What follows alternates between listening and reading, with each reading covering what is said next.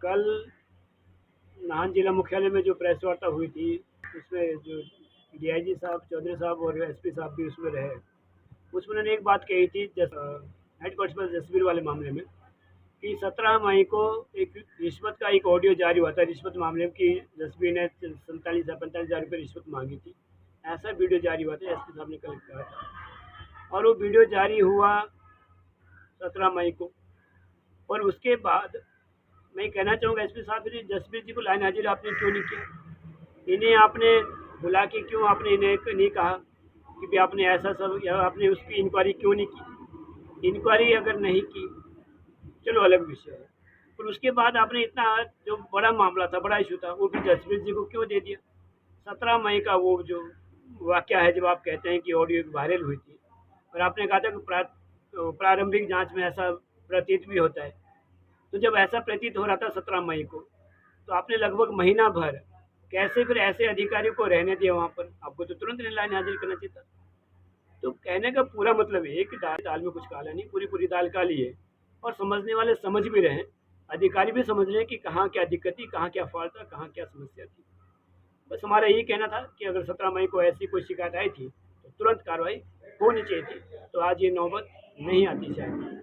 जैसा कि आपको बताया गया वो ठीक है, उसका मेडिकल चेकअप हुआ, पूरी तरह स्वस्थ। सर शिकायत आप, क्योंकि एक ऑडियो भी वायरल हो रहा है, अभी हमारे पास एक ऑडियो पहुंचा, उसमें बताया जा रहा है कथित तौर पर कि पैसे की लेन देन का मामला है, क्या जांच का आधार इसे भी बनाया जाएगा?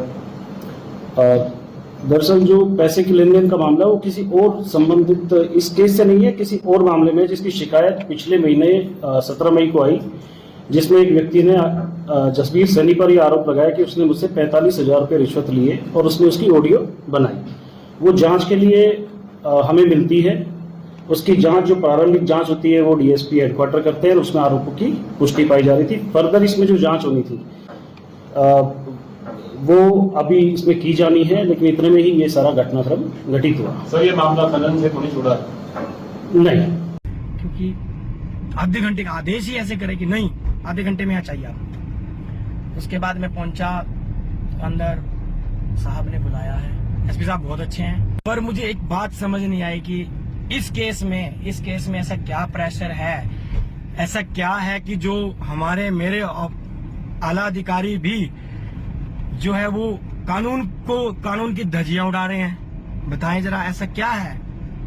कानून की धज्जियां क्यों भाई? हम कानून के रखवाले, हम उसमें रह के काम कर सकते हैं। ठीक है, मारपीट हुई है, उसके मुताबिक सेक्शनें लगी हैं, 307 कहां से लगाऊंगा? अब बोलते हैं कि इसको अंदर डाल दें इनको। अरे भाई अंदर कैसे डाल दें? अंदर किस कैपेसिटी में डाल दें? बेलेबल ऑफेंस है, कैसे कर दूंगा उनको? छुट्टी पे बताया जा रहा है, तो हमें दिखाया जाए कि जसबीर भाई कब छुट्टी लेके गए थे और कहाँ हैं।